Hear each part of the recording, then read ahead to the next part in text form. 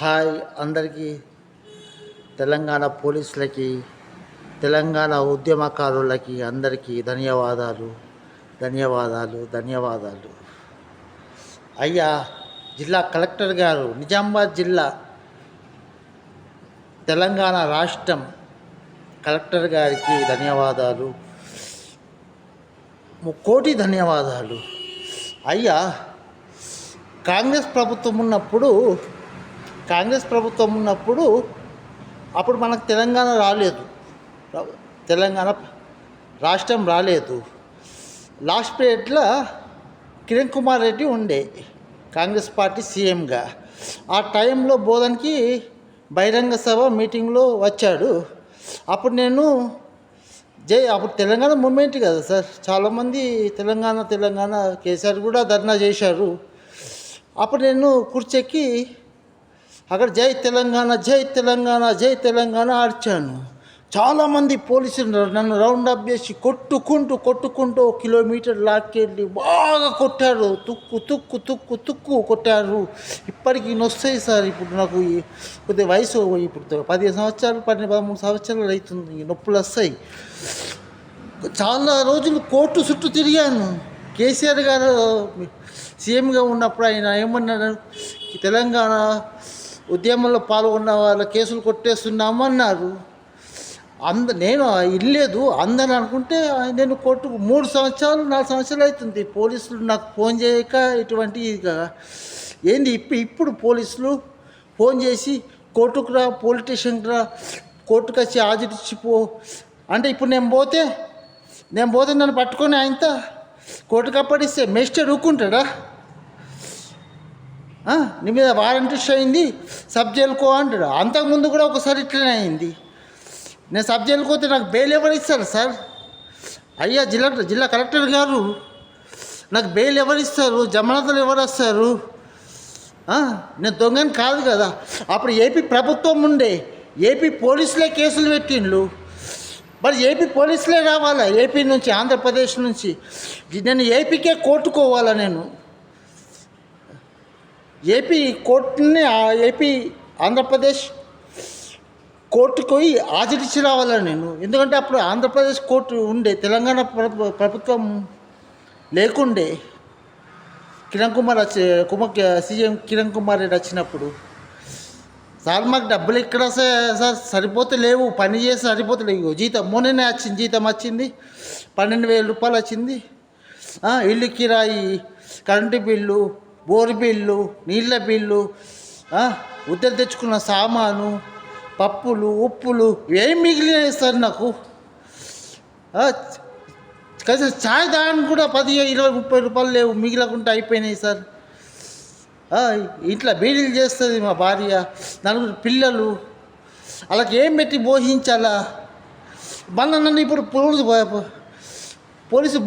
వాళ్ళు పిలుస్తున్నారు. నేను పోతే నన్ను సబ్ జైలుకి పంపిస్తాడు మేజిస్ట్రేట్. ఎట్లన్నా చేసి తెలంగాణ ఉద్యమకారులపై కేసులుంటే దయచేసి కొట్టేయాలని చెప్పి, కేసులు అంటే తెలంగాణ ఉద్యమంకు పాల్గొన్న వాళ్ళ కేసులే కొట్టేయాలి, వేరే కేసులు కాదండి. అయ్యా దయచేసి దండం పెట్టి ముక్కోటి దండాలు పెడుతున్నా సార్. జిల్లా కలెక్టర్ గారు, నా వాదన మీరు ఆ సీఎం మన రేవంత్ రెడ్డి సీఎం గారి దృష్టికి తీసుకెళ్ళండి, జిల్లా కమిషనర్ గారి దృష్టికి తీసుకెళ్ళండి, జిల్లా మేజిస్ట్రేట్ కోర్టు కూడా మేజిస్ట్రేట్లకు అందరికీ దృష్టికి తీసుకెళ్ళి మాలాంటి పేదోళ్ళకు మేము వేలు ఎక్కడి నుంచి తీసుకుపోవాలా? బస్ ఛార్జీలు, ఆటో ఛార్జీలు, తిండి, ఆ రోజు పని బంధు, నిలబడి ఇదంతా తెలంగాణ కోసమే కదా సార్ మేము చేసిందంతా. వచ్చేసింది కదా సార్, తెలంగాణ ప్రభుత్వం వచ్చేసింది. మాకు కేసులు చేసింది ఆంధ్రప్రదేశ్ పోలీసులు.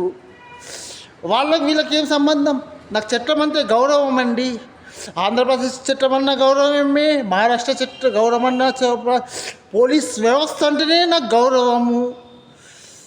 దయచేసి జిల్లా కలెక్టర్ గారు, జిల్లా కమిషనర్ గారు అందరు ఎస్ఐ గారు, సిఐ గారు, పోలీసులు, జవాన్లు, అందరు హోంగార్డులకు ధన్యవాదాలు.